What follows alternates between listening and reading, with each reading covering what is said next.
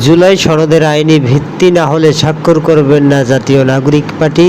BNP এখনও সিদ্ধান্ত নেয়নি স্বাক্ষর করবে কিনা জুলাই সনদে, এবং জামায়াতে ইসলামী তারাও এখনও সিদ্ধান্ত তাদের হয়নি জুলাই সনদে স্বাক্ষর করবেন কিনা। আজ বিকেল 4টায় বোঝা যাবে জুলাই সনদের কি অবস্থা, কখন নাগাদ স্বাক্ষরটা হবে। আমরা যেটা মূলত মনে করি, জুলাই সনদটা অবশ্যই স্বাক্ষর করা উচিত প্রত্যেকটা রাজনৈতিক দলের। তার পরিপ্রেক্ষিতে আগামী ত্রয়োদশ জাতীয় সংসদ নির্বাচনের মাধ্যমে যারা নির্বাচিত হয়ে আসবে তাদের বাকি আইনি প্রক্রিয়াগুলো অবশ্যই বাস্তবায়ন করা উচিত বলে আমরা মনে করি।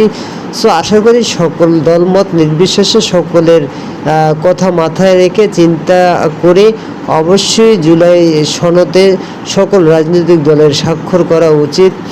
এটা নিয়ে দীর্ঘ 12 মাস যে তদন্ত হয়েছে, বিভিন্ন রাজনৈতিক দলের সাথে বসা হয়েছে, না তর্ক বিতর্ক অনেক হয়েছে। আর তর্ক বিতর্ক জড়াইয়েন না ভাই, আপনারা আশা করি আজকে বিকেল 4টায় স্বাক্ষর করে দিবেন। অবশ্যই 4টায় যদিও সময় দেওয়া হয়েছে, সেটা একটু দীর্ঘ হতে পারে সময়টা, কিন্তু আশা করব আপনাদের কাছ থেকে অবশ্যই ভালো একটি বিষয়। গতকাল যেটা হয়েছে, প্রধান উপদেষ্টাও উপস্থিত ছিলেন, সমগ্র রাজনৈতিক দল উপস্থিত ছিলেন। জুলাই সনদের যে প্রক্রিয়াগুলো হয়েছে, রাজনৈতিক দলের সাথে যে ধরনের কথাবার্তা বৈঠক হয়েছে, সে বিষয়গুলো আসলে জানার জন্যই প্রধান উপদেষ্টা গতকালকে উপস্থিত ছিলেন, সকল রাজনৈতিক দলের কথা শুনেছেন। তো আমি ধন্যবাদ জানাই প্রধান উপদেষ্টা ডক্টর মোহাম্মদ ইউনূস স্যারকে, তিনি থেকে শুনেছেন, এটা ভালো একটি দিক।